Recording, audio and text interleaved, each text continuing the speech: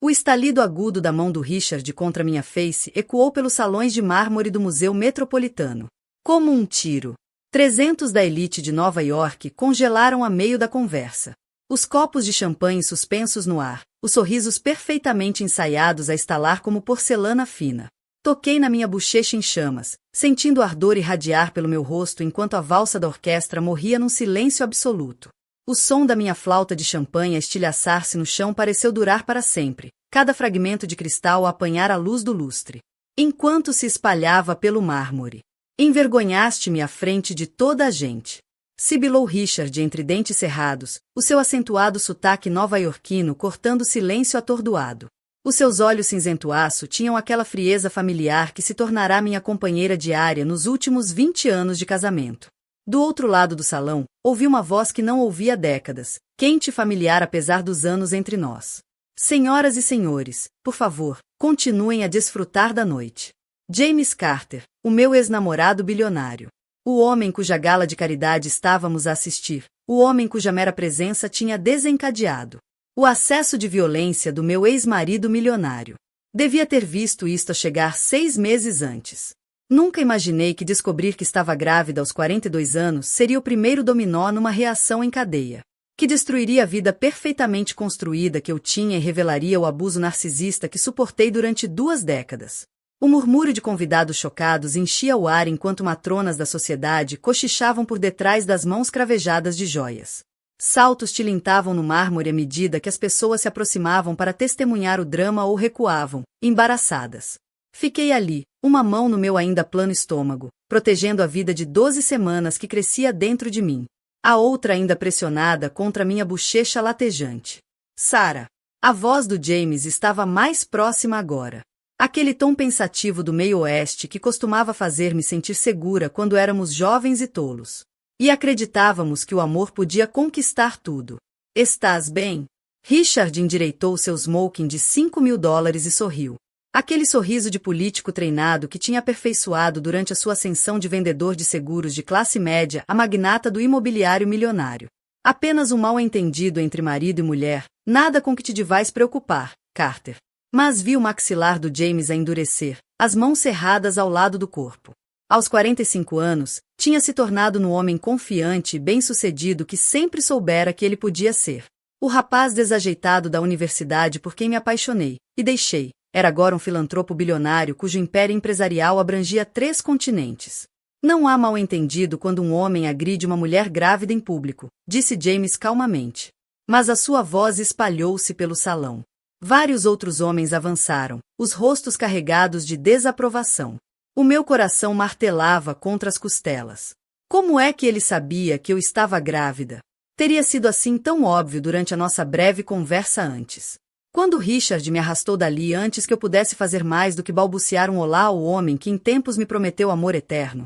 Isto é um assunto privado, disparou Richard, a voz a elevar-se, a compostura de homem de negócios de que tanto se orgulhava.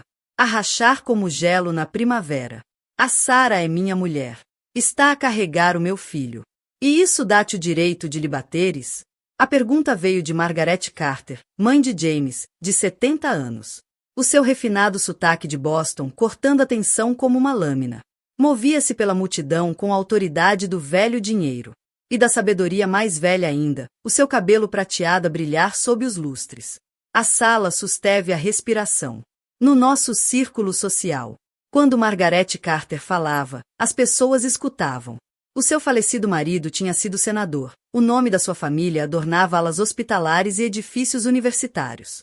A sua desaprovação podia encerrar carreiras e fechar portas que jamais voltariam a abrir-se.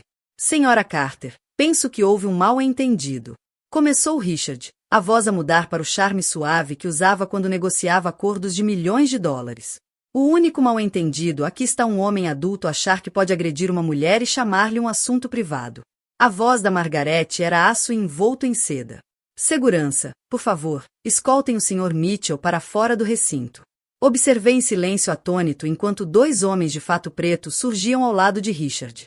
Ele olhou à volta do salão. Talvez esperando o apoio dos outros homens ricos que entendiam que as esposas eram investimentos a serem geridos. Não parceiras a serem respeitadas. Em vez disso, encontrou rostos virados, Conversas a recomeçar como se ele já tivesse deixado de existir. Sarah. A voz dele era diferente agora, mais pequena de alguma forma. Sarah. Precisamos de falar sobre isto em casa. A palavra casa gelou-me o sangue. Casa era onde a raiva do Richard podia expandir-se sem testemunhas. Casa era onde o meu corpo grávido estaria ainda mais vulnerável. Casa era onde o controle financeiro que ele exercia tão cuidadosamente podia apertar-se como um laço. Não, disse eu calmamente, surpreendida pela firmeza da minha própria voz. Não acho que precisemos. Durante 20 anos, fui a esposa perfeita. Organizei os jantares de negócios dele. Sorri às suas piadas grosseiras, fingi não notar quando as suas flirtas com outras mulheres ultrapassavam os limites. Desisti da minha carreira como professora, dos meus amigos, dos meus sonhos, tudo para apoiar as suas ambições. Fui me encolhendo cada vez mais até quase desaparecer por completo. Mas ali, naquele salão de festas, rodeada pelos destroços das minhas ilusões quebradas, senti algo despertar que pensei ter morrido há muito tempo. A minha voz, a minha força, o meu valor. Não tornes isto pior do que já é. Avisou Richard, mas havia desespero por trás da ameaça agora. James aproximou-se. Suficientemente perto para eu sentir o seu perfume, o mesmo aroma amadeirado que usava na universidade. A Sarah não tem de ir a lado nenhum se não quiser. A multidão observava o nosso triângulo de tensão, como espectadores num jogo de tênis. Alguns seguravam telemóveis, sem dúvida já a publicar nas redes sociais, sobre o escândalo que se desenrolava no evento de caridade mais exclusivo da cidade. De manhã, todos saberiam que Richard Mitchell, desenvolvedor imobiliário milionário, tinha agredido publicamente a sua mulher grávida na gala do Museu Metropolitano. Não fazes ideia do que estás a interferir, rosnou Richard para James, a sua máscara finalmente a cair por completo. Ela não é nada. Não era nada quando a conheceste e não é nada agora. A única coisa que alguma vez importou nela foi o que eu podia transformá-la. As palavras magoaram mais do que a mão dele alguma vez tinha magoado. 20 anos de desprezos subtis e crueldades casuais cristalizaram-se naquela única avaliação devastadora. Eu não era nada. Sempre tinha sido nada. Sempre seria nada. Exceto que isso não era verdade. Estás enganado.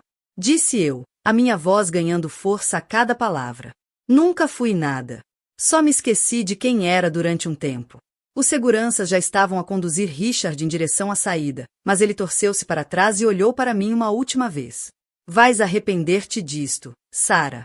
Vais rastejar de volta quando perceberes o que deitaste fora. Os seguranças já estavam a conduzir Richard em direção à saída, mas ele torceu-se para trás e olhou para mim uma última vez. Vais arrepender-te disto, Sarah. Vais rastejar de volta quando perceberes o que deitaste fora. A única coisa que estou a deitar fora são 20 anos de fingir ser alguém que não sou, respondi. E depois ele desapareceu, engolido pelos corredores de mármore do museu, deixando-me ali, de pé, nos destroços da minha vida antiga, com 300 testemunhas e o homem que eu nunca deixará de amar. 6 meses antes. A vida parecia perfeita da maneira como só uma ilusão pode parecer perfeita. Acordava todas as manhãs na nossa mansão de 12.000 pés quadrados no Connecticut, ao som dos pássaros a cantar nos jardins perfeitamente cuidados e o zumbido distante da máquina de café do Richard, a preparar o seu expresso escuro diário. Na manhã em que descobri que estava grávida, tudo parecia possível. Sentei-me no chão frio de mármore da casa de banho principal, a observar a linha cor-de-rosa aparecer no teste de gravidez, como um milagre pelo qual já tinha perdido a esperança. Aos 42 anos, depois de anos de tentativas falhadas, e da crescente indiferença do Richard à ideia de ter filhos, presumi que essa porta tinha se fechado para sempre. Mas ali estava ela, uma segunda linha cor-de-rosa. Um novo começo. Um batimento cardíaco minúsculo que mudaria tudo. O alarme do meu telemóvel tocou, confirmando o que já sabia. 3 minutos. 3 minutos. Para descobrir que a minha vida estava prestes a transformar-se de formas que eu nem podia imaginar. Levantei-me cambaleante, as pernas trêmulas de excitação e terror. Pela janela da casa de banho, vi o Richard no terraço, a ler os jornais da manhã enquanto consultava o telemóvel. O retrato do sucesso nos seus pijamas de seda e chinelos italianos de couro. O meu marido milionário. que construíra o seu império a partir de nada além de ambição e determinação implacável. Como reagiria ele? Falamos sobre ter filhos no início do casamento. Mas essas conversas tinham desaparecido à medida que o negócio dele crescia e os meus sonhos de maternidade pareciam cada vez mais improváveis. Ficaria ele radiante? Preocupado? Zangado com o timing? Apertei mais o meu hobby de seda à volta de mim. E desci até a cozinha, os pés descalços silenciosos sobre o chão de mármore italiano. Tudo na nossa casa era de mármore, cristal ou importado de algum lugar caro. Richard dizia que refletia o nosso status, o nosso sucesso. Por vezes, sentia que vivia no museu, onde eu era ao mesmo tempo a curadora e a peça mais frágil em exposição. Richard, chamei suavemente ao pisar o terraço. Podemos falar? Ele ergueu os olhos do Wall Street Journal, os seus olhos cinzento-aço avaliarem-me com a mesma expressão calculista, que usava ao analisar investimentos imobiliários potenciais. O que é? Tenho a reunião com os Morrison às 9. Tenho uma notícia. Sentei-me do outro lado da mesa de vidro do pátio, as mãos a tremer ligeiramente enquanto pegava no meu chá da manhã. Boas notícias, penso eu. O empreiteiro finalmente terminou a casa da piscina? Ele voltou ao jornal. Já a perder o interesse. Não, Richard. Não tem a ver com a casa. Respirei fundo, saboreando o ar da primavera e a possibilidade de alegria. Estou grávida. O jornal estalou ao apertar-se nas mãos dele. Durante um momento, ele não se mexeu, não falou, nem sequer respirou. Depois, baixou lentamente o jornal. E olhou para mim com uma expressão que não consegui decifrar. Grávida, repetiu ele, a voz plana. Sim. Fiz 3 testes. Estou com cerca de 6 semanas. As palavras saíram de mim numa torrente de excitação nervosa. Eu sei que não planeamos isto, mas Richard, vamos ter um bebê. Depois de todos estes anos, finalmente vamos ser pais. Ele pousou o jornal e recostou-se na cadeira, a estudar-me como se eu fosse um problema a precisar de solução. Como é que isto aconteceu? A pergunta doeu mais do que devia. Bem, sabes, quando um homem e uma mulher se amam muito. Não sejas engraçadinha, Sarah. Temos sido cuidadosos. Estás a tomar anticoncepcionais há anos. Os anticoncepcionais não são 100% eficazes, sabes disso. Estendi a mão sobre a mesa para tocar na dele. Mas ele afastou-se. Richard, isto é uma bênção. Temos desejado isto durante tanto tempo. Será que temos? A voz dele estava fria agora, profissional. Ou isso era só algo que tu querias? As palavras bateram-me como uma bofetada. Recostei-me na cadeira, subitamente consciente de quão sozinha me sentia. Mesmo estando a menos de 1 metro do meu marido. Eu pensei, quer dizer, falamos sobre filhos. Disseste que querias uma família. Isso foi há 20 anos, Sarah. Antes de eu construir o negócio. Antes de termos responsabilidades. Ele pegou na chávena de café, os movimentos precisos e controlados. Um bebê muda tudo. O momento não podia ser pior. Quando é que seria o momento certo? Perguntei, embora começasse a perceber que, para o Richard, nunca haveria o momento certo para nada que não servisse às suas ambições. Ele ficou em silêncio durante muito tempo, e eu dei por mim a suster a respiração, esperando algum sinal da alegria que esperava, da celebração que tinha imaginado. Em vez disso, suspirou profundamente e pegou no telemóvel. Tenho de fazer umas chamadas, disse ele, levantando-se da mesa. Falamos disto mais tarde. Richard, espera. Levantei-me também, o meu hobby de seda esvoaçando à minha volta na brisa da manhã. Este é o nosso filho. O nosso bebê. Isso não significa nada para ti? Ele parou nas portas de vidro que levavam de volta à casa. Claro que significa. Mas temos de ser práticos quanto a isto. Temos de pensar no que isto significa para as nossas vidas. O nosso estilo de vida, os nossos planos. E depois ele desapareceu, deixando-me sozinha no terraço. Com o meu chá frio e a minha desilusão esmagadora. Afundei-me novamente na cadeira e pressionei as mãos contra o meu ainda plano estômago, onde uma pequena vida crescia apesar da recessão morna do pai. Peguei no telemóvel e procurei o número da Linda. Linda Reis era minha melhor amiga desde a universidade, uma das poucas relações que o Richard não conseguiu envenenar lentamente com a sua desaprovação. Ela vivia na Califórnia agora, trabalhava como conselheira matrimonial e a sua voz era sempre exatamente o que eu precisava de ouvir. Querida, o que se passa? Respondeu ela ao segundo toque, de alguma forma sentindo meu estado de espírito a 3.000 milhas de distância. Linda, estou grávida. As palavras saíram num sussurro, como se dizê-las alto demais as tornasse menos reais. Oh meu Deus, Sarah, isso é maravilhoso. Com quantas semanas estás? Como te sentes? O que disse o Richard? Ri-me, mas soou mais como um soluço. Disse que o momento era péssimo. O momento é péssimo? A voz da Linda subiu com indignação. Querida, tens 42 anos. Tens tentado engravidar há 20. Quando, exatamente, é que o momento seria o certo? Não sei. Talvez nunca. Limpei as lágrimas que nem sabia que estavam a cair. Talvez ele nunca tenha realmente querido filhos. Talvez só tenha dito que queria porque achava que era isso que eu queria ouvir. Sarah, ouve-me. Este bebê é um presente. Quer o Richard o veja assim ou não, isso não muda o facto de que vai ser mãe. Tem sonhado com isto há anos. Eu sei. Só pensei, esperei que ele ficasse feliz. Dá-lhe tempo. Os homens processam estas coisas de maneira diferente. Talvez, quando assentar, ele mude de ideias. Topo. O melhor do melhor. Sorri e acenei com a cabeça, mas algo parecia errado naquele entusiasmo repentino. Era demasiado calculado, demasiado controlado, como se ele tivesse passado o dia inteiro a descobrir como transformar uma gravidez inesperada. Noutra oportunidade de negócio, noutra forma de exibir a sua riqueza e sucesso. Mas afastei essas dúvidas. Era isto que eu queria, não era? Que ele ficasse entusiasmado com o nosso bebê. Que juntos planeássemos e sonhássemos com o nosso futuro como pais. Eu ainda não sabia que o entusiasmo do Richard nada tinha a ver com tornar-se pai. E tudo a ver com manter o controlo. Não percebia que a visão dele da nossa família perfeita era apenas mais uma imagem cuidadosamente construída para servir o seu ego e as suas ambições.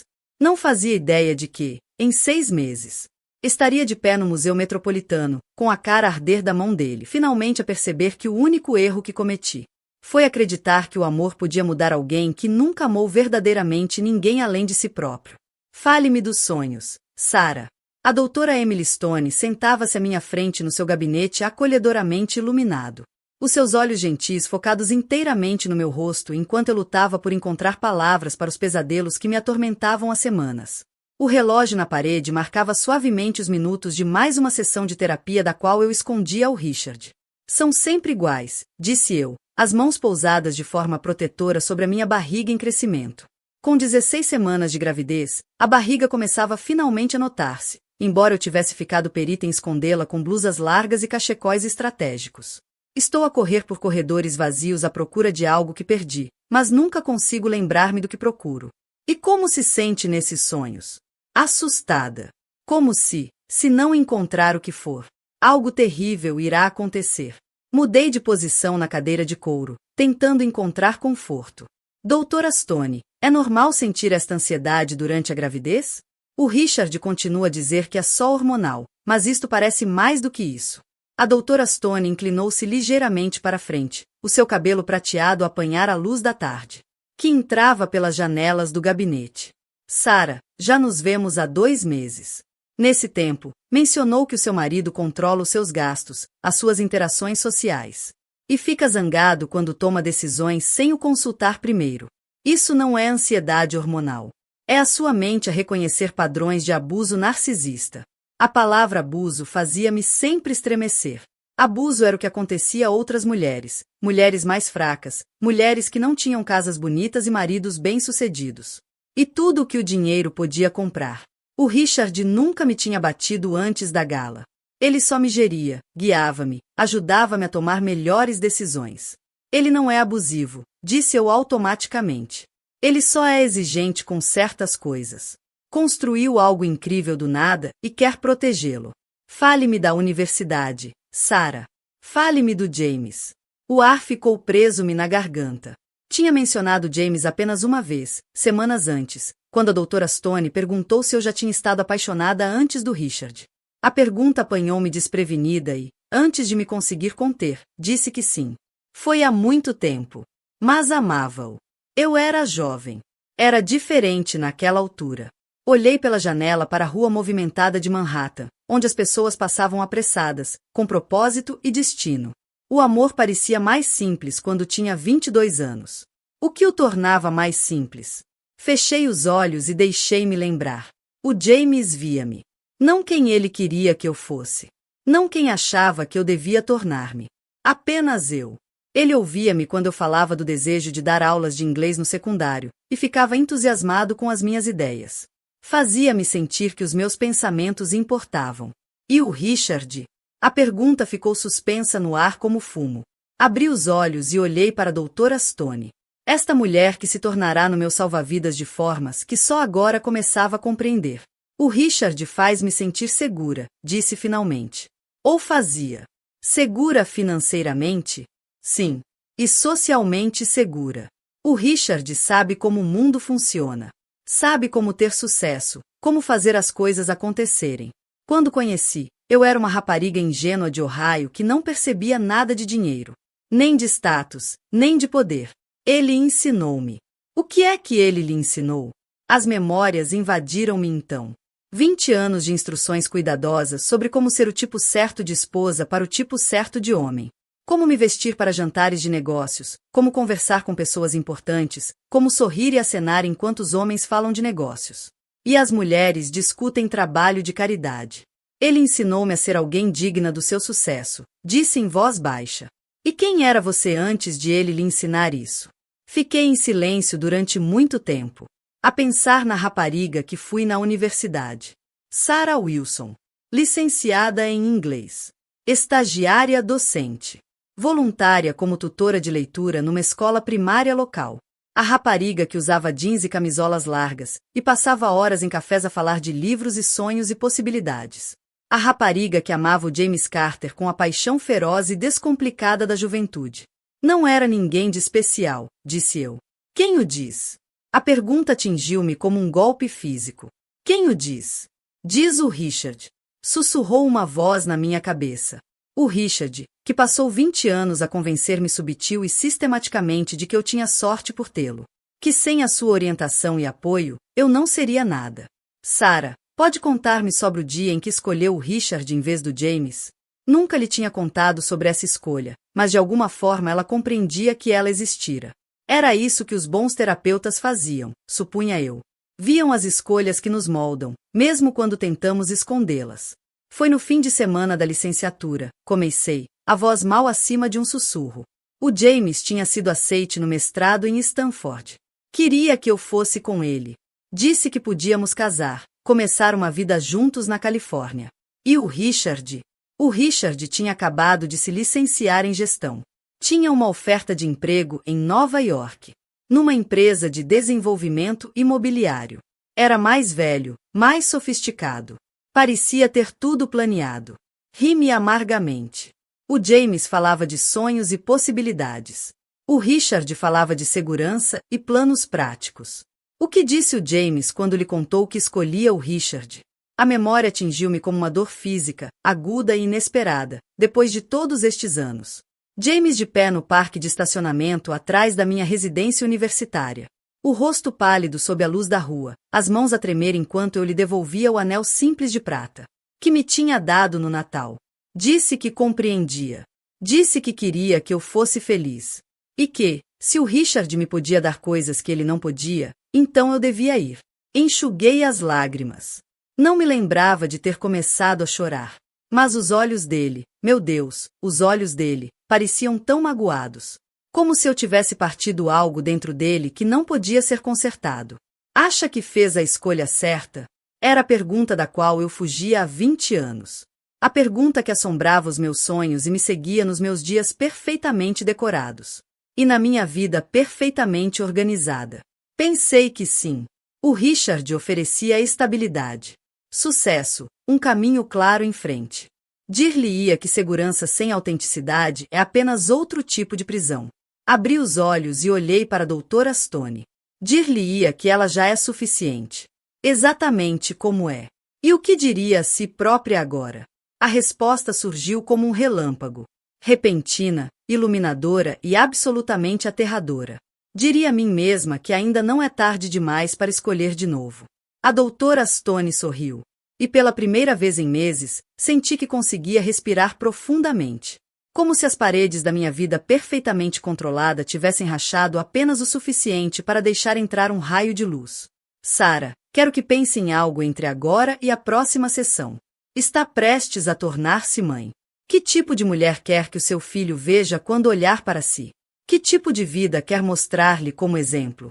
Ao sair do gabinete e caminhar pelas movimentadas ruas de Manhattan em direção ao parque de estacionamento onde o motorista me esperava, pensei no meu filho ainda por nascer.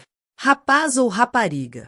Ele precisaria de uma mãe forte o suficiente para o proteger, corajosa o suficiente para escolher o amor em vez do medo, e sábia o suficiente para saber a diferença entre segurança e prisão. Eles precisariam de uma mãe que se lembrasse de quem era, antes do mundo lhe dizer quem devia ser.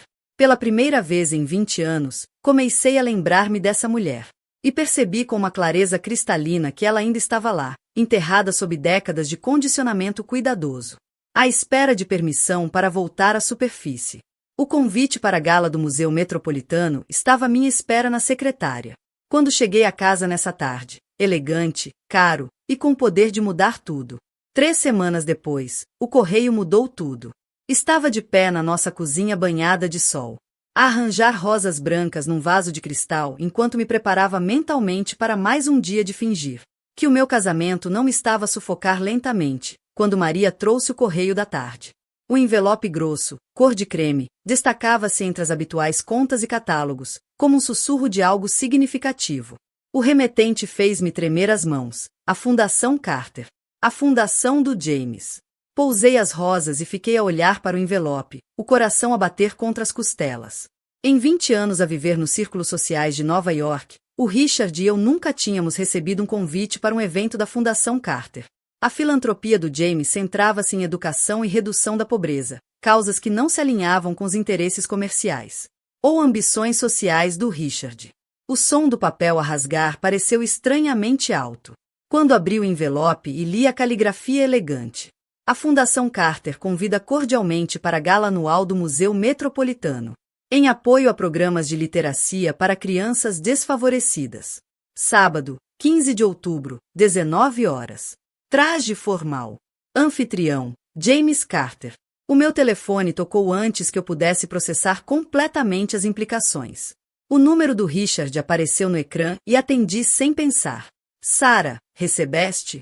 A voz dele estava carregada de entusiasmo. Um tom que aprendi a associar a novas oportunidades de negócio. Receber o quê? Perguntei, embora soubesse exatamente do que falava.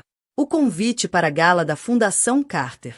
A Margaret Morrison acabou de me ligar. Aparentemente metade da cidade recebeu convites hoje. Isto é enorme, Sarah. Isto pode ser exatamente o que eu preciso para chamar a atenção do Carter para o projeto de desenvolvimento em Midtown. Afundei-me num dos nossos bancos de couro, sentindo-me de repente tonta. Claro que o Richard veria isto como uma oportunidade de negócio, em vez do campo minado emocional que realmente era. Richard, não acho. Não achas o quê, Sarah? Percebes o que isto significa? O James Carter vale 8 mil milhões. 8 mil milhões. Se eu conseguir que ele se interesse pelo projeto Morrison, estamos a falar de um negócio de 100 milhões. Talvez mais. Os números não significavam nada para mim. O Richard já valia mais do que poderíamos gastar em 3 vidas. Mas eu entendia que, para ele, já não se tratava de dinheiro.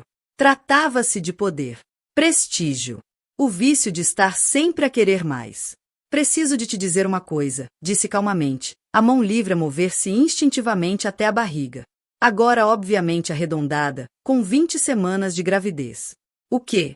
Rápido, já estou atrasado para a reunião com os Henderson.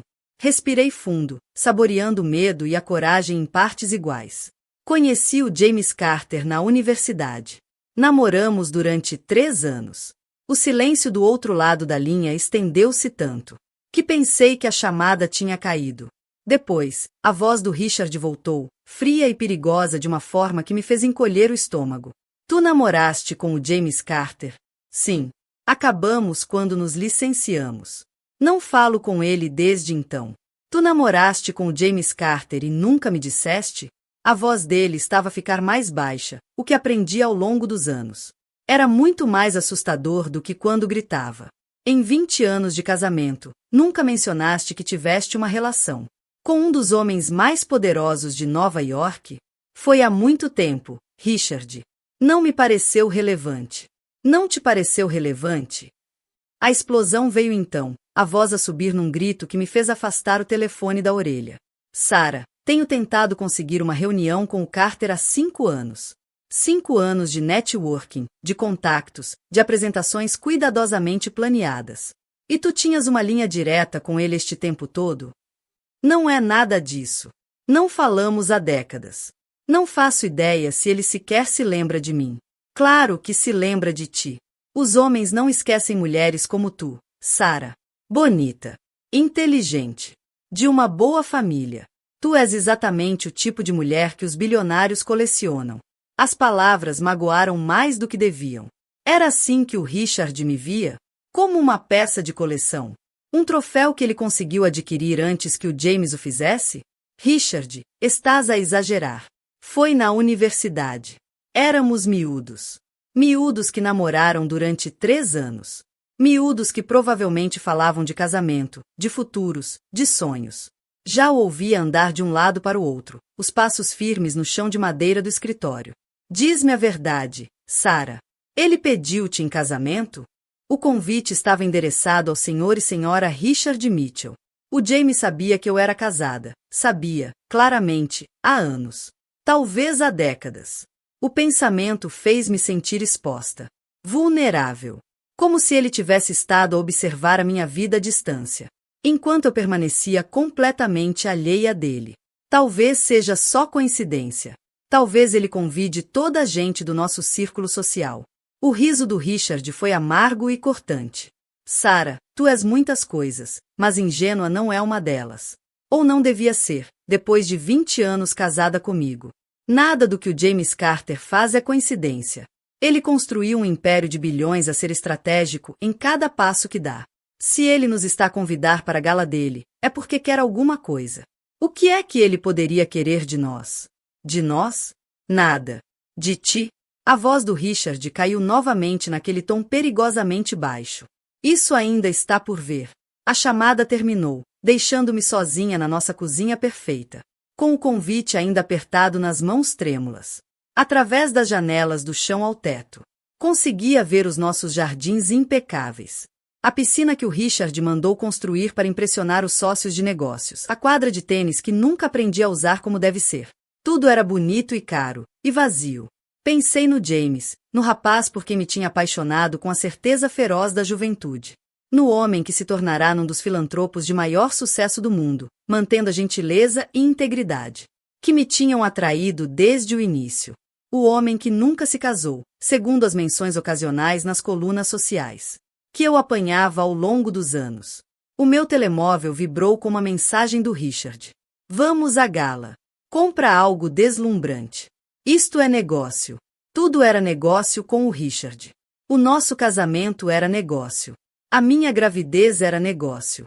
Até o meu antigo romance era apenas mais um ativo a ser aproveitado para benefício dele. Subi lentamente até o quarto, a mão a deslizar ao longo do corrimão de mármore que o Richard importara de Itália a um custo exorbitante. No nosso closet, em pé entre centenas de vestidos de marca, pensei na rapariga que fui na universidade. A rapariga que tinha 3 vestidos bons e não se importava com moda, com status, ou com causar a impressão certa. A rapariga que acreditava que o amor era a coisa mais importante do mundo. Nessa noite, o Richard chegou a casa com champanhe e desculpas. O estado de espírito completamente transformado. Pegou em mim ao colo e girou-me pela entrada, falando entusiasmado sobre as oportunidades que a gala representava. Isto pode ser exatamente o que precisamos para levar o negócio para o próximo nível, disse, beijando-me a testa ao pousar-me. Sarah, talvez acabes de nos dar a chave de tudo porque trabalhamos. Mas enquanto me segurava junto a ele, falando de negócios milionários e contactos estratégicos, percebi que ele nem sequer me tinha perguntado como me sentia. Por voltar a ver o James. Não lhe passou pela cabeça que podia ser difícil para mim, emocionalmente complicado, talvez doloroso. Para o Richard, eu não era uma pessoa com sentimentos, história e emoções complexas. Era um ativo comercial cujo valor acabará de aumentar dramaticamente. E pela primeira vez em 20 anos, essa distinção pareceu a coisa mais importante do mundo. O mês seguinte passou como uma preparação para a guerra, embora eu fosse a única que parecia perceber que estávamos a caminho de um campo de batalha. O Richard atirou-se aos preparativos com a intensidade focada que normalmente reservava para aquisições hostis. Contratou uma equipa de investigadores para estudar todos os detalhes dos negócios do James, das suas ligações sociais e das prioridades filantrópicas. A nossa mesa de jantar desapareceu debaixo de pilhas de relatórios sobre as iniciativas da Fundação Carter, oportunidades de parcerias e abordagens estratégicas de networking. Conhecimento é poder, disse-me ao pequeno almoço uma manhã, sem quase levantar os olhos de uma pasta grossa intitulada Análise Financeira Completa da Carter Industries. Quando entrarmos naquela gala, saberei mais sobre o negócio dele do que a maioria dos próprios executivos. Observei-o a fazer anotações nas margens, a caligrafia dele agressiva e cortante, e senti um arrepio que nada tinha a ver com o ar de outubro. Aquilo não era preparação. Era obsessão. Entretanto, eu tinha os meus próprios preparativos a fazer. Com 24 semanas de gravidez, o meu corpo mudava de formas que já não podiam ser escondidas com roupas estrategicamente soltas. Precisava de um vestido que acomodasse a minha barriga crescente sem deixar de cumprir os padrões rigorosos do Richard. Para aparições públicas. Tens de estar deslumbrante, disse-me ele na noite anterior à nossa ida às compras na Bergdorf Goodman. Mas não tão deslumbrante que ofusques a oportunidade de negócio. Elegante, sofisticada, mas acessível. Bonita o suficiente para chamar a atenção do Carter, mas não tão bonita que os outros te vejam como uma ameaça. As instruções deixarão-me tonta. Supostamente devia ser um equilíbrio delicado entre atraente e invisível. Impressionante o suficiente para abrir portas. Mas não tanto que me tornasse no centro das atenções. Era um cálculo que fazia há 20 anos. A matemática cuidadosa de ser a esposa do Richard. A Linda veio da Califórnia para me ajudar a escolher o vestido. Dizia que precisava de férias, mas veio porque ouviu algo na minha voz durante os nossos telefonemas semanais, que a preocupou. Passamos uma tarde a passear pelas lojas de luxo da Quinta Avenida, rodeadas de vendedoras que nos tratavam como realeza assim que viam o nome do Richard nos meus cartões de crédito. Querida, estás a brilhar, disse a Linda enquanto eu experimentava o 7º vestido do dia. Uma criação de seda azul meia-noite que caía lindamente sobre as minhas curvas de grávida. Sei que estás nervosa por causa da gala, mas estás absolutamente radiante. Estudei o meu reflexo no espelho triplo, vendo uma mulher que mal reconhecia. O vestido era deslumbrante, caro o suficiente para me fazer estremecer com a etiqueta. Cortado na perfeição para realçar o que o Richard chamava de os meus atributos. Enquanto disfarçava diplomaticamente a gravidez. Parecia exatamente o que era, a esposa de um homem rico, cuidadosamente polida e estrategicamente apresentada. Achas que estou a cometer um erro? Perguntei a Linda, a voz num sussurro quase inaudível, para que a vendedora a pairar por perto não ouvisse. Sobre o vestido? Claro que não. É perfeito. Não é sobre o vestido.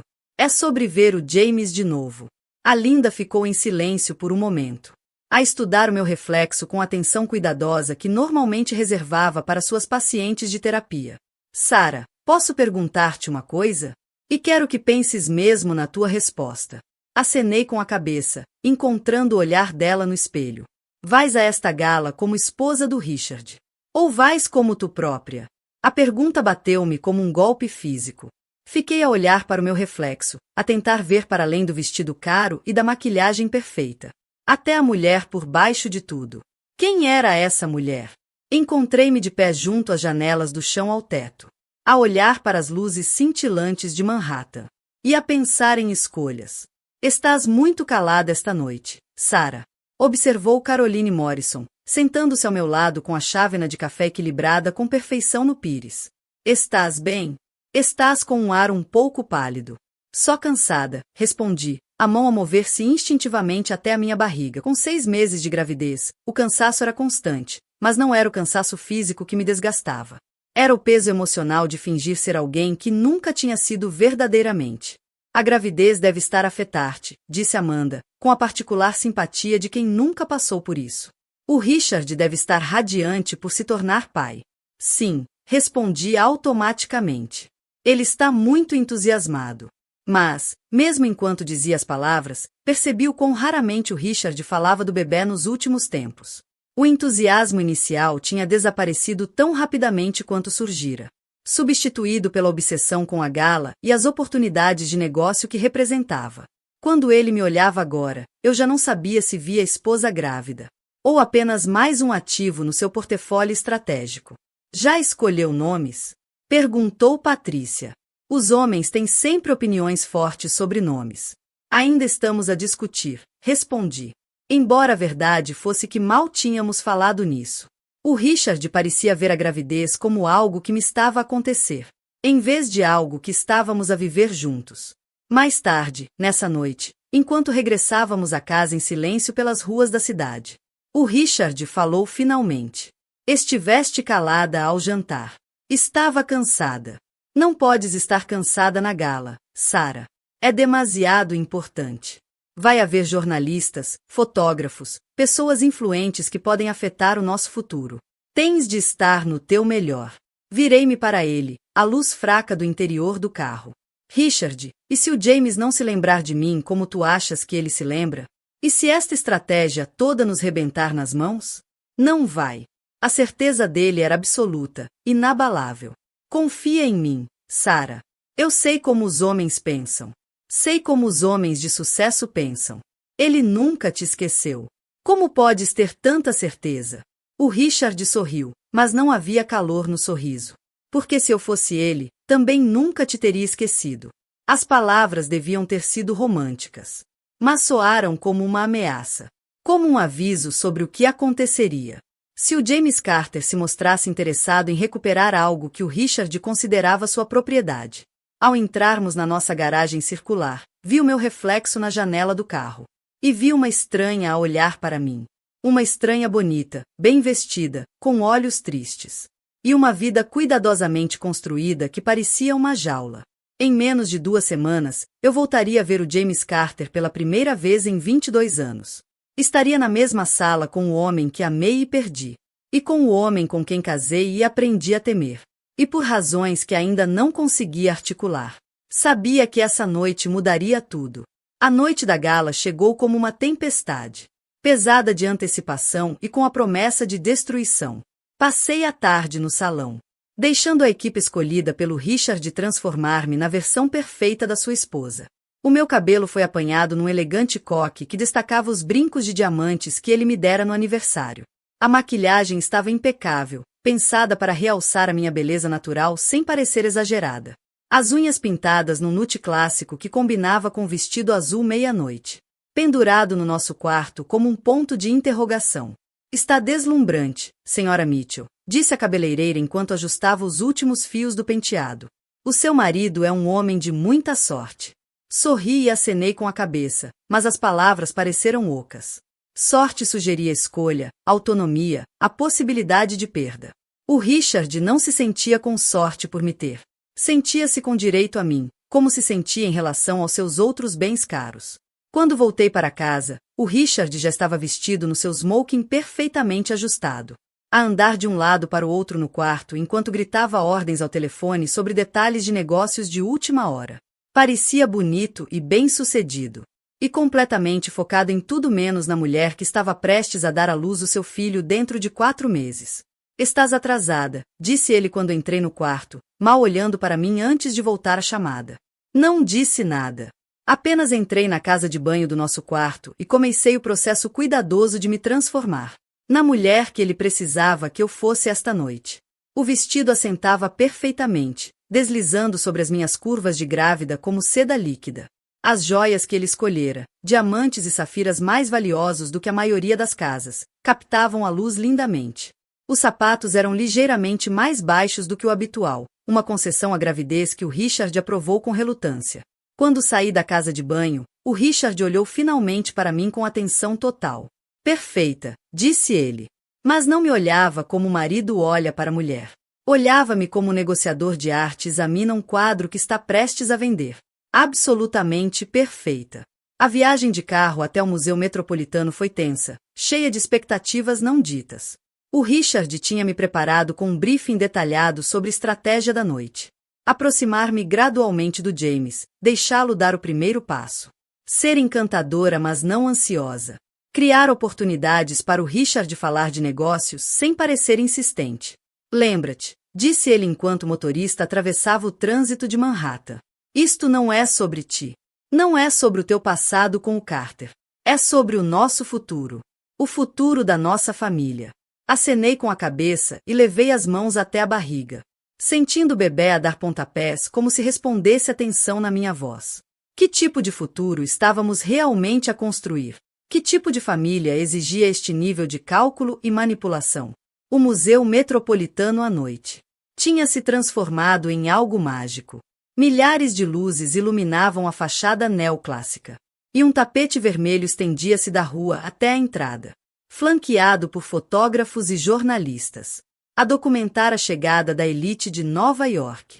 O nosso carro juntou-se à fila de limusinas e veículos de luxo, a depositar os seus passageiros elegantemente vestidos ao pé da escadaria. Hora do espetáculo, murmurou o Richard, quando o motorista abriu a porta. O som dos flashes e das perguntas gritadas encheu o ar, à medida que subíamos o tapete vermelho.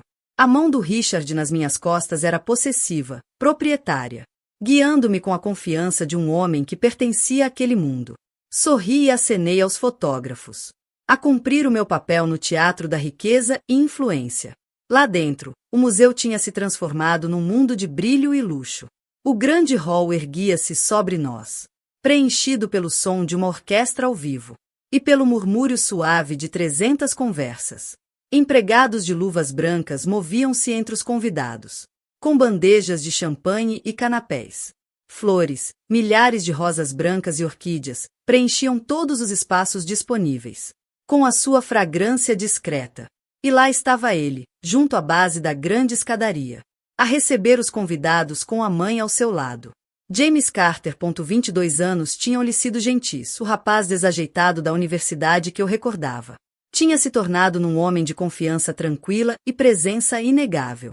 Mas vi o modo como os olhos do James voltavam repetidamente ao meu rosto, a procurar vestígios da rapariga que amara. Vi o modo como o sorriso dele se tornou ligeiramente forçado, quando Richard mencionou os nossos 20 anos de casamento e o filho que esperávamos. Vi o momento em que percebeu que a mulher, a quem um dia pedirá em casamento, passará as últimas 2 décadas a construir uma vida com outro homem. Talvez possamos continuar esta conversa mais tarde, disse o Richard, quando a Margaret começou a guiar o James até outro grupo de convidados.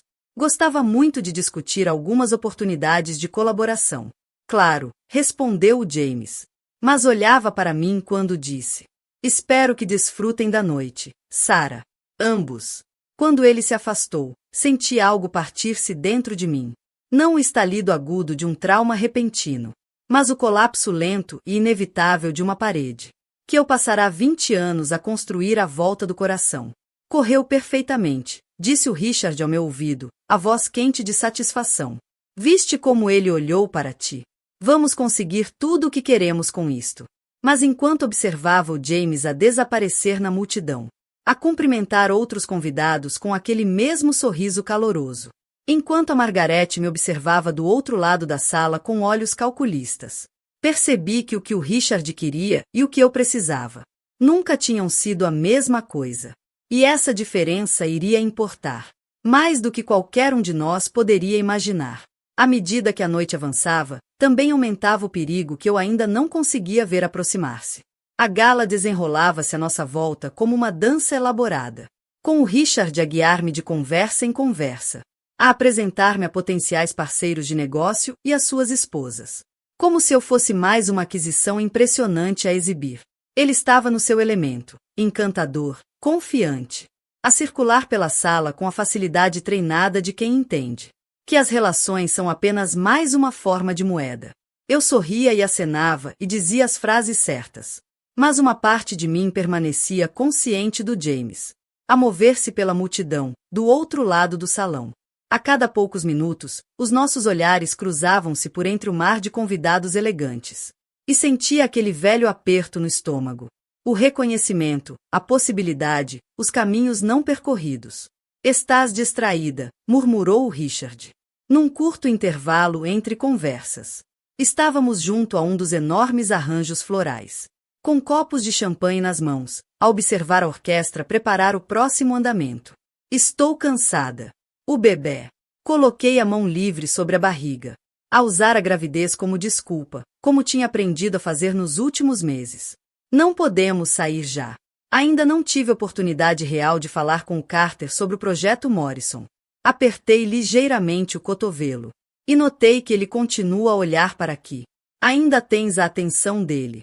As palavras fizeram-me apertar o estômago, de ansiedade e de outra coisa. Uma crescente percepção de que o Richard via o meu passado com o James. Não como uma complicação a gerir, mas como uma vantagem a explorar. Preciso de ir à casa de banho, disse, libertando-me do aperto. Não demores.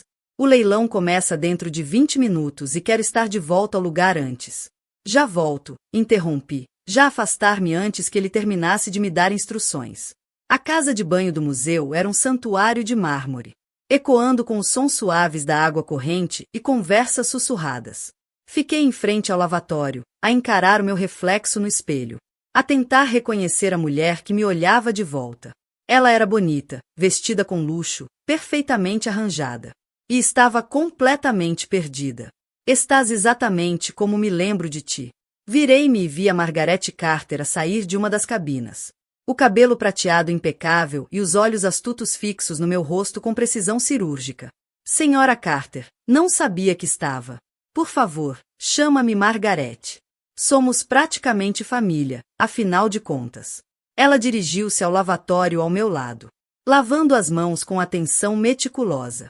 O James falou de ti durante anos depois da universidade, sabes? As palavras bateram como um murro. Falou? Oh, sim. Nunca dizia muito, mas uma mãe sabe. Quando o filho carrega uma chama. Secou as mãos numa toalha espessa. A estudar-me no espelho.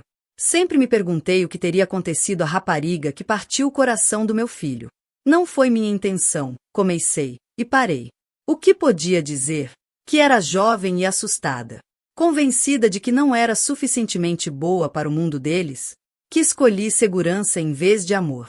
E passei 20 anos a arrepender-me disso. Casaste com outro, continuou Margaret. A voz factual, não acusatória. Alguém seguro, imagino. Alguém que não te desafiaria da forma que o James teria feito. Não foi assim. Não foi? Ela virou-se diretamente para mim. A expressão gentil mas penetrante. Minha querida, vivi 70 anos em círculos onde as mulheres casam pela segurança. Em vez de pelo amor, reconheço os sinais. Senti as lágrimas ameaçarem e pisquei os olhos para as conter. Era jovem. Fiz o que me pareceu ser a escolha prática. E agora? Agora a pergunta pairava no ar entre nós como um desafio. Agora, eu estava numa casa de banho de museu. Grávida de 6 meses, casada com um homem que me via como um ativo empresarial. Prestes a regressar a um salão de festas onde o meu primeiro amor estava a organizar uma gala de caridade. E o meu marido planeava usar a nossa história partilhada para benefício financeiro próprio. Agora, já não sei se consigo distinguir o que é prático do que é covarde. Admiti. Margaret sorriu e, pela primeira vez naquela noite, percebi de onde o James herdara. A sua ternura. Esse é o primeiro passo rumo à sabedoria, Sarah. Perceber que o que chamamos de prático é muitas vezes apenas o medo, com um disfarce mais respeitável. Mas já é tarde. Estou casada. Vou ter o bebê do Richard. Construí uma vida com ele. Construíste, ou simplesmente tens vivido a vida que ele construiu à tua volta? A pergunta estava demasiado próxima de verdades que eu ainda não estava pronta para enfrentar. Voltei-me para o espelho, fingindo retocar o batom enquanto tentava recompor-me. O James nunca se casou, disse Margaret em voz baixa. Teve relações, claro. Algumas bastante sérias. Mas sempre que alguém lhe perguntava por que não assentava, ele dizia que o coração pertencia a outra pessoa. A mão tremeu-me ao aplicar o batom. Senhora Carter. Margaret. Acho que está a interpretar mal. Estou. Ele construiu um império a pensar em ti, Sarah. Cada sucesso, cada conquista, cada fundação de caridade. Parte dele tentava tornar-se digno da mulher que escolheu outro. Virei-me para encarar. O batom suspenso a meio caminho dos lábios. Isso não é possível. Não é. O que achas que o motivou a tal sucesso extraordinário? Poderia ter se contentado a gerir a fundação da família, a viver discretamente do fundo fiduciário. Em vez disso, construiu algo magnífico. Algo que impressionaria até uma jovem prática. Demasiado assustada com a ideia de ser amada em demasia. A porta da casa de banho abriu-se e 2 outras mulheres entraram. A conversa sobre itens de leilão e doações de caridade a preencher o espaço com uma normalidade segura. Margarete avançou para a porta, depois parou. Sara, posso dar-te um conselho, de mulher para mulher? Assenti, sem confiar na minha voz. Às vezes, a coisa mais prática que podemos fazer é deixar de ser práticas. Às vezes, a escolha mais responsável é escolher a felicidade em vez da segurança. Ela tocou-me no braço, gentilmente.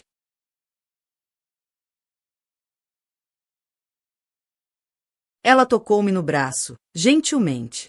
E às vezes, não é tarde demais para corrigir velhos erros. Mesmo quando pensamos que é. E depois saiu, deixando-me sozinha com as outras mulheres. E com o eco de possibilidades que eu pensava estarem enterradas para sempre. Voltei para o salão em transe.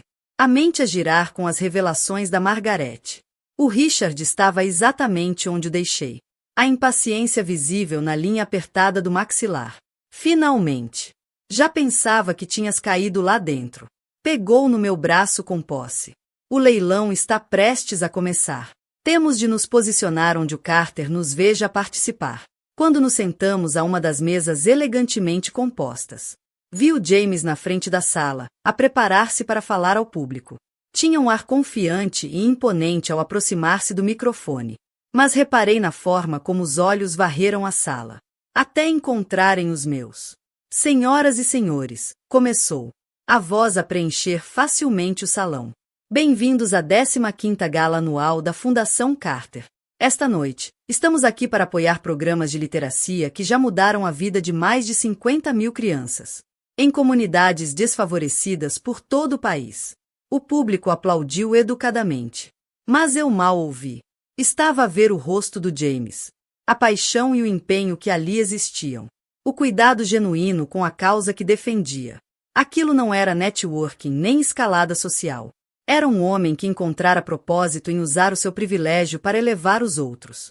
Quando é que o Richard alguma vez falou de algo com esse tipo de paixão autêntica?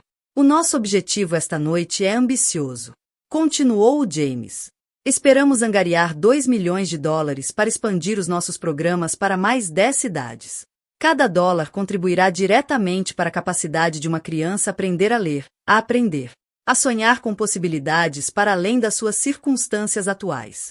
O leilão começou e observei com fascínio enquanto James dominava a sala com mestria. O seu charme e sinceridade a inspirar em lances generosos. Desde pacotes de férias a obras de arte originais. O Richard licitou agressivamente por vários itens. Claramente a tentar estabelecer-se como um jogador sério no evento. 50 mil pela casa nos Hamptons. Gritou ele, levantando a placa com um floreado teatral. Excelente lance do Sr. Mitchell. Anunciou James do palco, os olhos a encontrarem os meus entre a multidão. Quem dá 60? O leilão prosseguiu, mas eu fixei-me no rosto do James, a procurar vestígios do rapaz que amara naquele homem confiante acomodar o palco.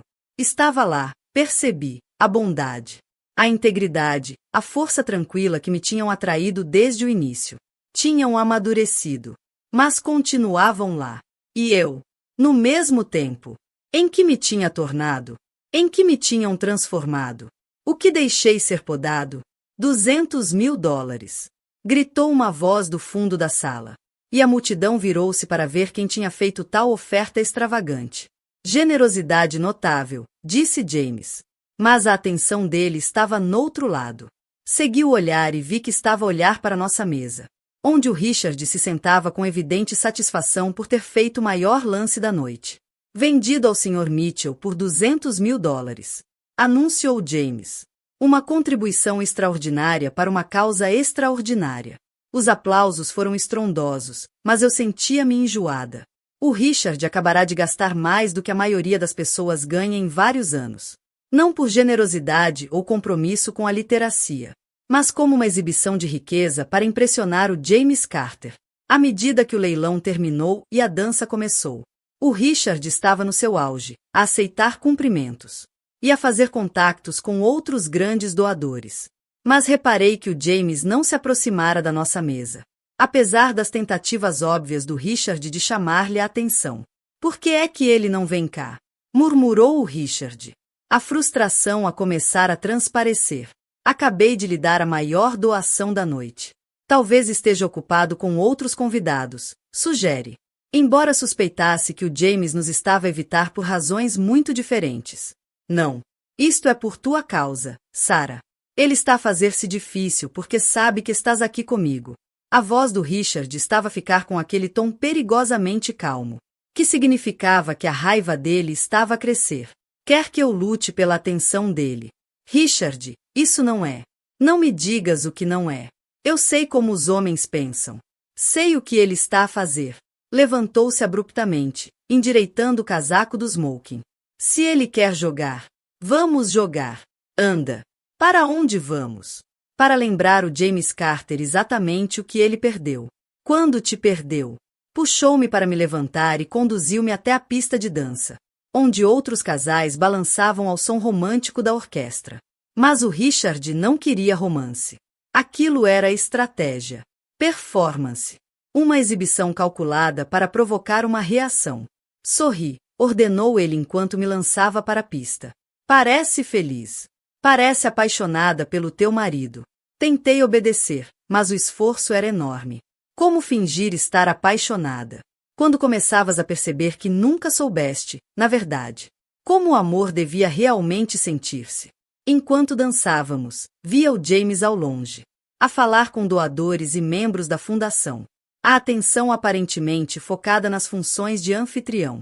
Mas várias vezes senti os olhos dele sobre nós. A observar o Richard assegurar-me com posse.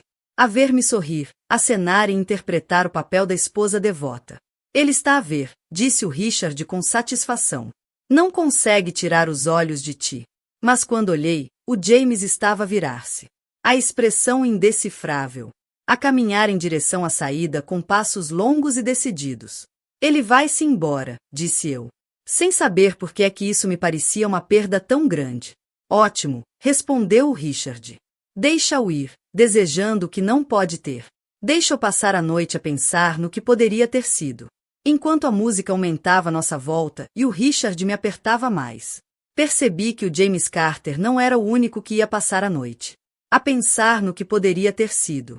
A diferença era que, para mim, esses pensamentos estavam a deixar de ser sobre o passado e a tornar-se, finalmente, sobre um futuro que eu começava a ser corajosa o suficiente para imaginar. Tudo o que enterrei durante 20 anos emergiu num único instante. Quando a mão do Richard se encontrou com a minha cara, a noite vinha caminhar para este confronto há horas. Isto em privado queres dizer onde me podes mentir com mais eficácia. Onde podes fingir que não andas a fantasiar com teu ex-namorado bilionário, o ênfase cruel que deu às palavras fez vários convidados próximos engasgar-se. Senti as bochechas arder de humilhação, não apenas pelas acusações públicas, mas pela percepção de que o meu marido estava disposto a destruir a minha reputação só para provar um ponto chega. Disse firmemente: vamos sair agora. Virei-me para caminhar em direção ao bengaleiro, desesperada por fugir do espetáculo crescente. Mas o Richard agarrou-me no braço e virou-me de volta para o encarar. Não te atrevas a virar-me as costas, Sarah. Não te atrevas a sair quando estou a falar contigo. Larga-me. A voz saiu-me firme apesar do medo a subir pela espinha. Estás a magoar-me? Estou a magoar-te? Queres saber o que é sentir dor?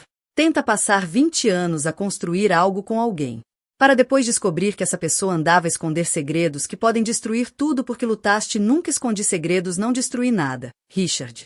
Estás bêbado e a ser irracional. As pessoas estão a olhar. Ótimo. Deixá-las olhar, deixá-las ver o que acontece quando um homem descobre que a mulher lhe mentiu durante décadas. Foi então que viu James aproximar-se através da multidão, o rosto carregado de preocupação e determinação. Atrás dele, a Margaret Carter seguia com vários outros homens que não reconheci, todos a dirigirem-se para nossa confrontação com óbvia intenção. Está tudo bem aqui? A voz do James cortou a tensão como uma faca calma. Mas com o cuidado e autoridade que fizeram parar conversas e virar cabeças está tudo ótimo, Carter. Rosnou o Richard, mas não largou meu braço apenas a ter uma conversa com a minha esposa. Não parece uma conversa do ponto de vista onde estou. James aproximou-se mais, o suficiente para eu ver a raiva contida nos olhos dele.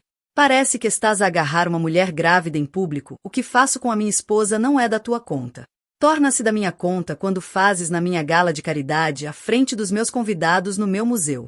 O ênfase possessivo que o James deu a meu não passou despercebido ao Richard, cujo rosto corou de raiva e humilhação. O teu museu, os teus convidados, achas que por teres dinheiro podes dizer a outros homens como tratar as suas mulheres?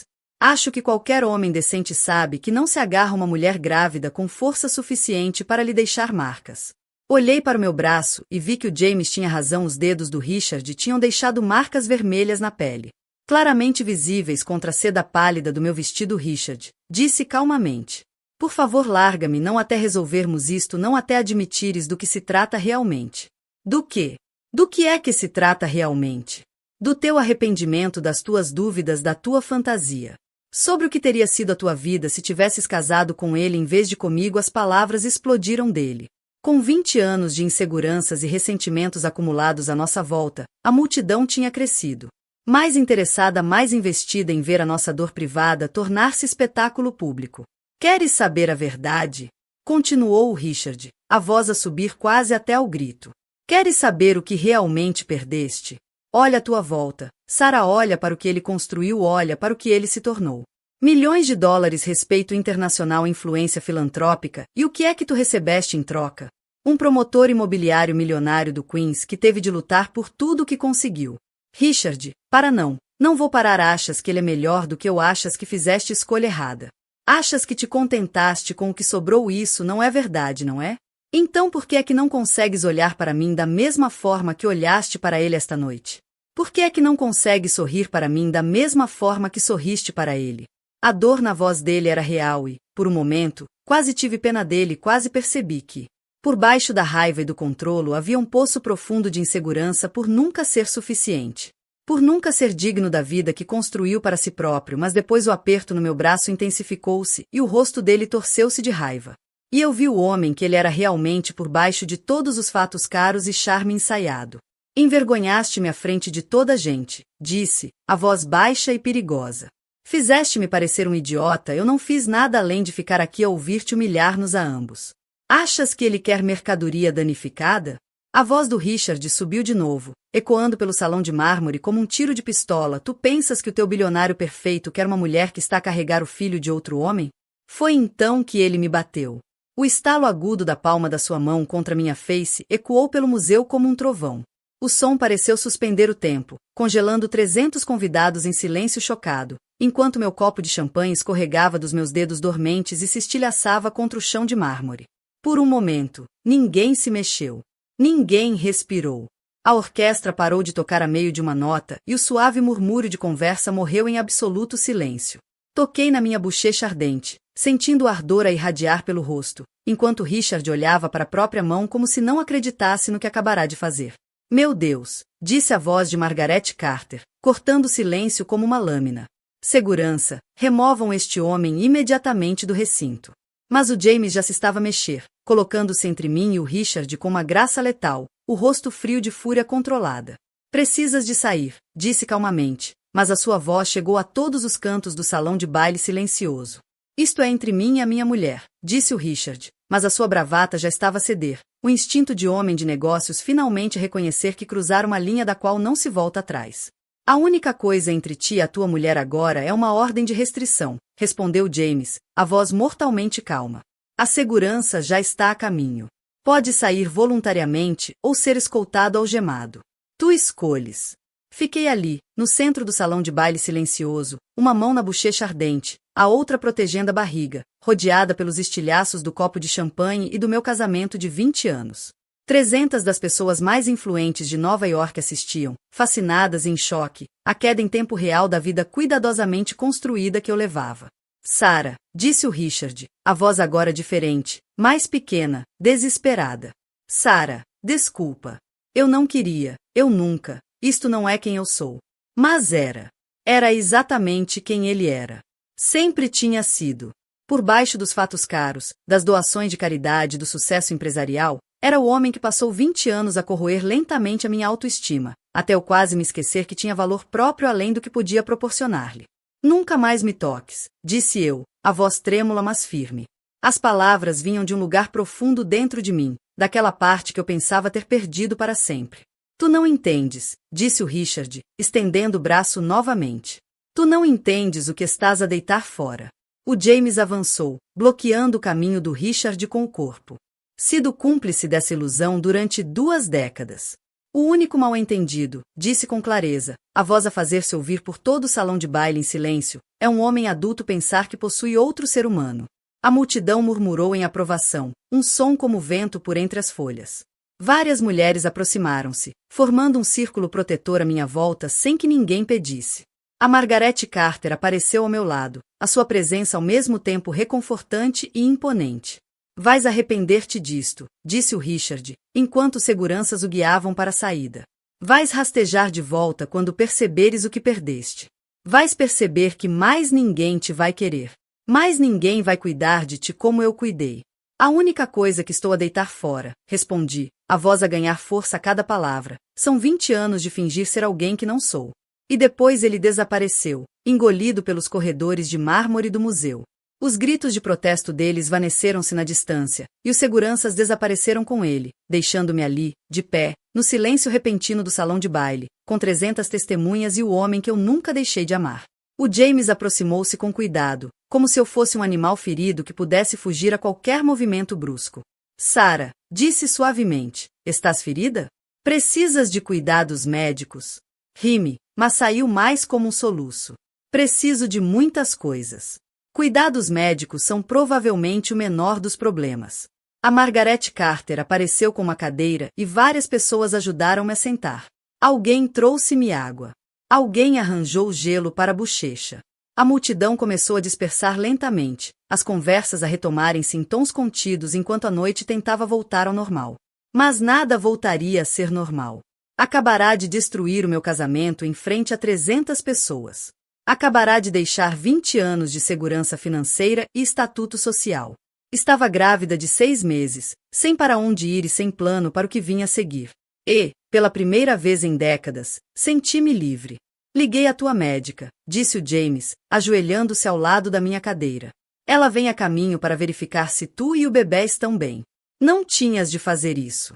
Tinha, sim, respondeu ele, os olhos sérios, preocupados, cheios da mesma bondade que me lembrava da faculdade. Sarah, eu preciso que saibas que não tens de te preocupar com nada esta noite. Não tens de ir para casa com ele. Não tens de estar sozinha. O que precisares, como puder ajudar, é só dizeres. Olhei para ele através das lágrimas, aquele homem que se tornará tudo aquilo com que eu sonhara um dia, e percebi que a Margaret tinha razão. Ele nunca me esquecera, tal como eu nunca o esquecera verdadeiramente. Por quê? Perguntei. Depois de todos estes anos, depois do que te fiz, por que queres ajudar-me? James sorriu, o mesmo sorriso doce que me fez apaixonar-me por ele há 23 anos. Porque, disse simplesmente, há pessoas pelas quais vale a pena esperar. No silêncio após a tempestade, a verdade tornava-se clara de formas que eu nunca me permitirá ver. O escritório privado do James no museu era um santuário de madeira quente e iluminação suave, um contraste gritante com a imponência de mármore do salão de festas onde meu casamento acabará de ruir de forma espetacular. Estava sentada numa cadeira de couro que provavelmente custava mais do que o carro de muita gente, com um saco de gelo na cara, enquanto a doutora Raquel Morrison, médica pessoal do James e, aparentemente, amiga próxima da família, examinava os hematomas no meu braço. O batimento cardíaco do bebê está forte, disse a doutora Morrison, enquanto arrumava o equipamento portátil de ecografia que trouxera. Mas estou preocupada com os teus níveis de estresse. O que passaste esta noite não é bom para nenhum dos dois. Assenti, com a mão livre pousada sobre a barriga, onde o nosso filho, o filho do Richard, continuava a crescer, apesar do caos à nossa volta. E agora? Perguntei. Quero dizer, em termos médicos, se eu deixar, se ficar sozinha. Não está sozinha, disse o James calmamente, da janela onde olhava para as luzes da cidade. Trocar o smoking por jeans e uma camisola, conseguindo parecer simultaneamente mais descontraído e ainda mais devastadoramente bonito. Sarah, disse a doutora Morrison gentilmente, vais precisar de apoio durante o resto da gravidez. Apoio emocional, prático e, sim, financeiro. Tens família? Amigos? Recursos em que possas confiar? A pergunta expôs a realidade da minha situação com uma clareza brutal. O Richard isolara-me sistematicamente de quase todos os meus antigos amigos ao longo dos anos, dizendo que não eram sofisticados o suficiente para o nosso novo círculo social. Os meus pais tinham morrido num acidente de carro há 5 anos, e a minha única irmã vivia no Oregon com a própria família, e com pouco dinheiro extra. Tenho algumas poupanças, disse, embora, ao proferir as palavras, percebi o quão ingênua soava. O Richard controlava completamente as nossas finanças. As minhas poupanças eram o que ele me permitia ter na conta pessoal, o suficiente para fazer compras e almoçar com as senhoras, mas longe de suficiente para sustentar uma mulher grávida e um recém-nascido. Sarah, disse o James, virando-se da janela, tens de entender uma coisa sobre a tua situação financeira. Quando te divorciares do Richard, terás direito à metade de tudo que ele acumulou durante o vosso casamento. E, tendo em conta o sucesso dele nos últimos 20 anos, é uma quantia substancial. Eu não quero o dinheiro dele. Não é o dinheiro dele, é o teu dinheiro. Tem sido parceira dele durante 2 décadas, a apoiar a carreira dele, a receber nas funções de negócios, a desempenhar o papel que o ajudou a construir o império dele. Ganhaste esse dinheiro tanto quanto ele. Margaret Carter apareceu à porta com um tabuleiro de chá e sanduíches que ninguém pedirá, mas que todos precisavam. Anos, é uma quantia substancial. Eu não quero o dinheiro dele. Não é o dinheiro dele, é o teu dinheiro. Tem sido parceira dele durante 2 décadas, a apoiar a carreira dele, a receber nas funções de negócios, a desempenhar o papel que o ajudou a construir o império dele. Ganhaste esse dinheiro tanto quanto ele.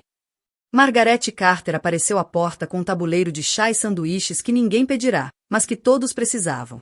O James tem razão, querida. Já vi muitas mulheres saírem dos casamentos sem nada, porque tinham demasiado orgulho ou medo para reclamar o que era delas por direito. Mas eu não sei como nada disto funciona. Não sei nada sobre advogados de divórcio, ou guarda parental, ou, Deus, e se ele tentar tirar-me o bebê? O medo crescia em mim desde o momento em que a mão do Richard tocou na minha cara. Ele era rico, bem relacionado, habituado a conseguir o que queria através de intimidação e manipulação. O que é que eu tinha para lutar contra ele? Ele não vai, disse o James, com uma certeza absoluta. Não depois do que aconteceu esta noite. Não com 300 testemunhas que o viram agredir uma mulher grávida em público. Essas mesmas 300 testemunhas viram-me humilhá-lo. Viram-me destruir a reputação dele, arruinar as ligações comerciais dele. Viram uma mulher finalmente enfrentar um abusador narcisista, corrigiu a Margaret firmemente. E acredita, querida, todas as mulheres naquele salão ou passaram pelo que passaste hoje, ou conhecem alguém que passou. Vais encontrar mais apoio do que imaginas. A doutora Morrison terminou de arrumar o material médico e virou-se para mim. Sarah, preciso de te perguntar uma coisa e quero que respondas com sinceridade. Ele já te bateu antes desta noite? Não, nunca. As palavras saíram automaticamente. Depois, hesitei. Mas houve outras coisas. Ele controlava o que eu comia, o que vestia, com quem passava tempo. Monitorizava os meus gastos, lia os meus e-mails, rastreava o meu telemóvel. Dizia que era porque me amava, porque queria proteger-me. Isso é abuso, disse a doutora Morrison gentilmente. A violência física é apenas uma forma de abuso. O que estás a descrever é abuso emocional e financeiro. E é igualmente destrutivo. A palavra ainda me fazia estremecer, mas ouvir isso de uma profissional de saúde tornava tudo mais real, mais legítimo. O Richard não me tinha apenas batido esta noite. Ele vinha abusar de mim há anos. E agora? O que faço? Perguntei, englobando tudo, desde onde dormiria aquela noite até como reconstruiria toda a minha vida. Esta noite, descansas, disse a Margaret, sentando-se na cadeira à minha frente com a autoridade de quem está habituada a assumir o controle em situações de crise. O James já tratou de tudo para ficares na suíte de hóspedes no nosso apartamento. Amanhã vamos pôr-te em contato com o melhor advogado de divórcios da cidade. Para a semana, começas a planear o teu futuro. Eu não posso aceitar isso. Não posso aceitar caridade de pessoas que mal conheço. Não estás a aceitar caridade, disse o James, sentando-se ao meu lado. Estás a aceitar a ajuda de alguém que se importa contigo. De alguém que se importa contigo há 23 anos. A honestidade simples das palavras dele partiu algo dentro de mim e comecei a chorar. Não as lágrimas controladas e cuidadosas que aperfeiçoei como esposa do Richard, mas soluços profundos e viscerais que pareciam vir de décadas de emoções reprimidas. O James estendeu a mão, hesitante, depois puxou-me para os braços dele quando não resisti. Chorei contra o ombro dele enquanto ele me segurava com cuidado, como se eu fosse feita de vidro soprado, com as mãos a acariciar meu cabelo como fazia quando éramos jovens e o mundo parecia cheio de possibilidades infinitas.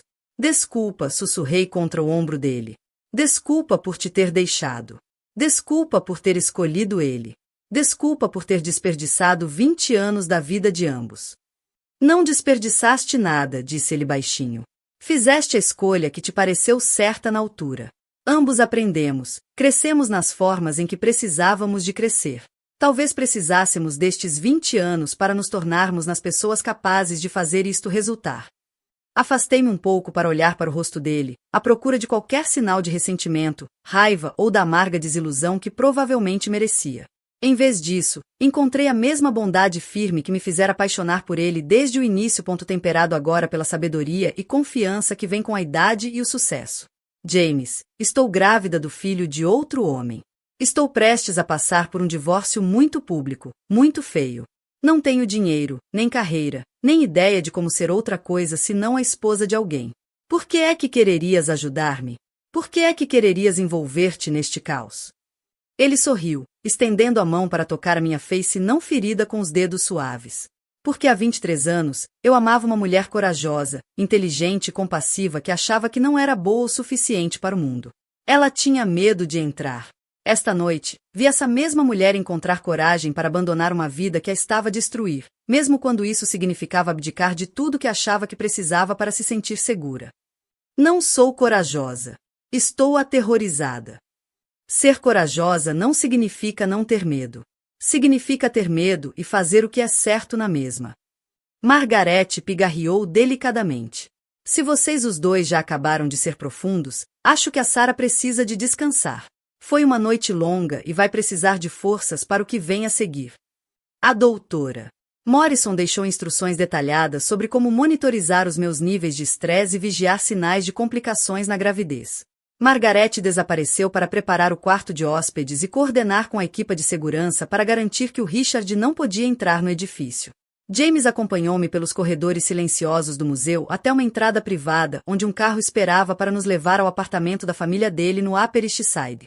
Enquanto seguíamos pelas ruas vazias de Manhattan, olhei pela janela para as luzes da cidade e pensei em escolhas. Há 23 anos, escolhi a segurança em vez do amor, a certeza em vez da possibilidade, o medo em vez da fé. Esta noite, escolhi a verdade em vez do conforto, a autenticidade em vez da segurança, o amor em vez do medo. Pela primeira vez em décadas, não fazia ideia do que o amanhã traria. Mas, pela primeira vez em décadas, essa incerteza parecia liberdade em vez de terror. James, disse eu, enquanto o carro parava em frente ao edifício dele, preciso que entendas uma coisa. Já não sei quem sou fora de ser a esposa do Richard. Não sei o que quero, nem do que sou capaz, nem que tipo de vida quero construir. Não te posso prometer nada além de tentar descobrir. Ele pegou na minha mão, os dedos quentes e firmes à volta dos meus. Sarah, esperei 23 anos para ver quem te tornarias quando deixasses de tentar ser o que os outros precisavam que fosses. Posso esperar mais um pouco para ver quem escolhes ser quando finalmente fores livre para seres tu mesma. Enquanto subíamos no elevador até o apartamento dele, senti algo que quase tinha esquecido: esperança. Não a esperança desesperada de quem se agarra a ilusões, mas a esperança calma e firme de quem está finalmente pronta para enfrentar a verdade sobre si mesma e sobre a sua vida. O amanhã traria advogados e conversas difíceis e o trabalho complicado de desfazer 20 anos de emaranhado financeiro e emocional. Ela herdou isso de ti, disse eu, ajeitando a manta amarela macia que a Margaret tinha tricotado para a neta. Porque era isso que a Margaret se tornará, apesar de não ter qualquer ligação biológica nem comigo nem com a Emma. A curiosidade, a intensidade, ela herdou a teimosia da mãe, respondeu James, sorrindo enquanto me pegava na mão. Lembras-te da semana passada, quando ela se recusava a dormir até ouvires a canção de embalar 4 vezes seguidas? Rime, lembrando-me das exigências imperiosas da Emma para que tudo estivesse exatamente como queria para conseguir dormir. Ela sabe o que quer, como a mãe. As palavras foram gentis, mas carregavam peso. Nos últimos 6 meses, tive de aprender o que queria, quem era por baixo de 20 anos a ser a ideia de outra pessoa do que deveria ser uma esposa perfeita. Tinha sido mais difícil do que esperava, não o divórcio, que avançou com surpreendente eficiência assim que o Richard percebeu que lutar comigo publicamente só traria mais atenção à agressão no gala, mas o processo de descobrir a minha própria identidade. A doutora Stone tinha me avisado de que sair de uma relação abusiva era apenas o começo. O verdadeiro trabalho vinha depois. Reconstruir-me, aprender a confiar no meu próprio julgamento, desenvolver a confiança para tomar decisões baseadas nos meus próprios valores em vez das expectativas de outra pessoa. Em que estás a pensar? Perguntou James, o polegar a desenhar círculos no dorso da minha mão. Em escolhas. Em como tudo está diferente agora comparado com há 6 meses. E realmente estava. Vivia no meu próprio apartamento agora, um T2 lindo no Upper West Side que escolhi e mobiliei sozinha com o dinheiro do acordo de divórcio. O Richard tinha sido surpreendentemente generoso, talvez motivado por remorso genuíno ou talvez pelo conselho do advogado de que cooperar lhe serviria melhor do que ser vingativo aos olhos da opinião pública. Tinha começado a ver uma terapeuta especializada em ajudar mulheres a reconstruir as suas vidas depois de abuso narcisista. Reaproximei-me da Linda, que voava da Califórnia de poucas em poucas semanas e se tornará a madrinha não oficial da Emma. Até comecei a explorar a possibilidade de voltar a dar aulas, algo que tinha abandonado há tanto tempo que parecia estar a recordar um sonho. Mais importante ainda, aprendi a tomar decisões por mim mesma, onde viver, como passar o meu tempo, que tipo de mãe queria ser, que tipo de relação queria ter com o James, todas escolhas que eram minhas, sem precisar de considerar os planos ou expectativas de mais ninguém. Arrependes-te de alguma coisa? Perguntou James. Considerei a pergunta com seriedade. Arrepender-me de ter deixado o Richard? Do espetáculo público que foi o fim do meu casamento? Dos meses de complicações legais e constrangimentos sociais que se seguiram? Não, disse eu, surpreendendo-me com a certeza na minha voz. Arrependo-me apenas de ter demorado tanto tempo a sair. Mas não me arrependo de ter ido embora. E sobre nós? Essa era uma pergunta mais complicada.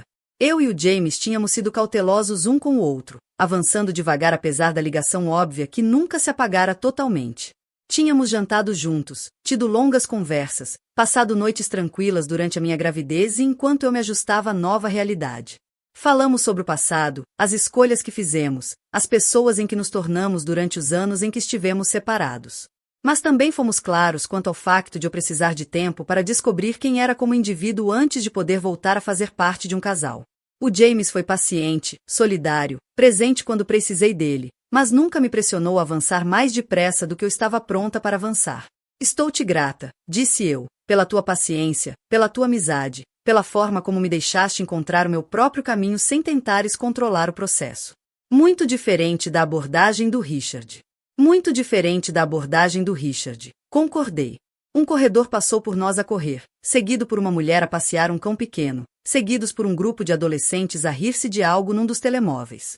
A vida normal continuava à nossa volta enquanto nós permanecíamos na nossa bolha de contentamento. Sarah, disse o James, com aquele tom cuidadoso que usava quando estava prestes a dizer algo importante, tenho algo para te perguntar. O meu estômago deu um nó de nervosismo e antecipação. O quê? Ele virou-se mais na minha direção, com uma expressão séria, mas calorosa. Sei que temos andado com calma. Sei que precisavas de tempo para descobrires quem és fora do papel de esposa de alguém. E quero que saibas que, seja qual for a tua decisão, isso não vai mudar.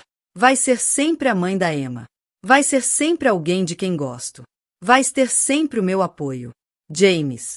Deixa-me acabar, sorriu, enquanto enfiava a mão no bolso do casaco. Tenho andado com isto há 3 semanas, à espera do momento certo, mas percebi que nunca vai haver um momento perfeito. Um momento sem complicações, sem incertezas, sem razões para adiar. Tirou uma pequena caixa de veludo, e o meu coração parou. Não te estou a pedir em casamento, disse rapidamente, ao ver a minha expressão. Não te estou a pedir promessas nem compromissos para os quais ainda não estás pronta. Estou a perguntar se consideras usar isto como símbolo de possibilidade. De um futuro que talvez venhamos a construir juntos, quando estiveres pronta. Abriu a caixa e revelou um anel.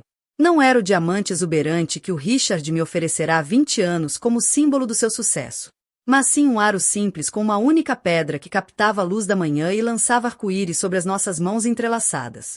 É lindo, murmurei. É uma promessa, disse ele. Não uma promessa tua para comigo, mas uma promessa minha para contigo. De que vou esperar o tempo que precisares. De que vou amar-te uses ou não este anel. De que estarei aqui para ti e para Emma, quer estejamos juntos como casal ou apenas como amigos que se preocupam um com o outro. Olhei para o anel. Depois para o rosto dele. Depois para Emma, a dormir tranquilamente no carrinho, com o punho pequenino apertado no cobertor. Este homem tinha sido paciente durante a minha gravidez, solidário durante meu divórcio, gentil com a minha recuperação, carinhoso com a minha filha, que não era filha biológica dele, mas a quem tratava com a ternura de um pai dedicado. O que é que gostavas que eu dissesse? Perguntei. O que estiveres a pensar? O que estiveres a sentir? O que for verdade para ti neste momento? Peguei no anel, segurei-o à luz e observei-o a lançar padrões de cor no caminho à nossa frente. Há 3 meses, isto teria me assustado imenso. Não porque não me importasse contigo, mas porque ainda estava a aprender a tomar decisões sem ter medo de escolher mal. E agora? Agora acho que a única escolha errada seria deixar o medo impedir-me de aceitar algo bonito só porque pode não durar para sempre. Enfiei o anel no dedo e senti o seu peso assentar na minha pele como uma promessa cumprida. Sim, James. Sim à possibilidade. Sim a construir algo juntos. Sim a ver o que acontece quando 2 pessoas escolhem o amor em vez do medo. Ele beijou-me, com doçura e suavidade, e com a esperança de quem sobreviveu a décadas de separação, de mágoa e de escolhas difíceis. A Emma agitou-se no carrinho, como se pressentisse a mudança à nossa volta, e abriu os olhos cinzentos para nos observar com aquela concentração séria que provavelmente marcaria todo o seu modo de estar na vida. Olá, querida, murmurei, inclinando-me para acariciar-lhe a face. Vamos para casa? Quando James se levantou e começou a empurrar o carrinho em direção à saída do parque, percebi que casa já não era um lugar. Não era a mansão em Connecticut que partilhei com o Richard, nem o apartamento que escolhi para mim. Nem sequer o futuro que talvez construíssemos juntos. Casa era esta sensação de estar exatamente onde devia estar, com pessoas que me amam por quem sou, e não por quem precisam que eu seja. Casa era o som do riso da Emma, da voz do James, e do meu próprio coração a bater firme sem o constante murmúrio de ansiedade que marcará os últimos 20 anos. Casa era saber que finalmente aprendi a diferença entre estar segura e ser livre, entre ser cuidada e ser controlada, entre aceitar segurança e escolher alegria. Enquanto caminhávamos pelos caminhos ladeados de árvores do Central Park, empurrando o carrinho da nossa filha. Enquanto outras famílias desfrutavam das suas rotinas de domingo de manhã, pensei na rapariga que fui aos 22 anos. Na encruzilhada, a escolher o caminho que parecia mais seguro, mais certo, mais prático. Queria dizer-lhe que iria sobreviver à escolha que estava prestes a fazer. Que 20 anos depois, encontraria a coragem de escolher de novo, escolher diferente, escolher com a sabedoria conquistada através da dor e do crescimento. Queria dizer-lhe que nunca é tarde para te tornares quem devias ter sido desde o início. Mas, acima de tudo, queria dizer-lhe o que aprendi naquela manhã, sentada num banco do Central Park. Com um anel no dedo, um bebê num carrinho e um homem ao meu lado que esperou 23 anos por este momento. Às vezes, a coisa mais prática que podes fazer é deixar de ser prática. Às vezes, a escolha mais responsável é escolher a felicidade em vez da segurança. E às vezes, quando tens coragem para deixar para trás o que é familiar e abraçar o desconhecido, descobres que a vida que tinhas medo de desejar era, afinal, a vida que estavas destinada a viver. O som do riso da Emma flutuou até nós, enquanto James lhe apontava um esquilo a apanhar bolotas. E percebi que este domingo de manhã comum no Central Park, com a minha filha e o homem que amo, era exatamente o som da felicidade. Era o som de voltar para casa.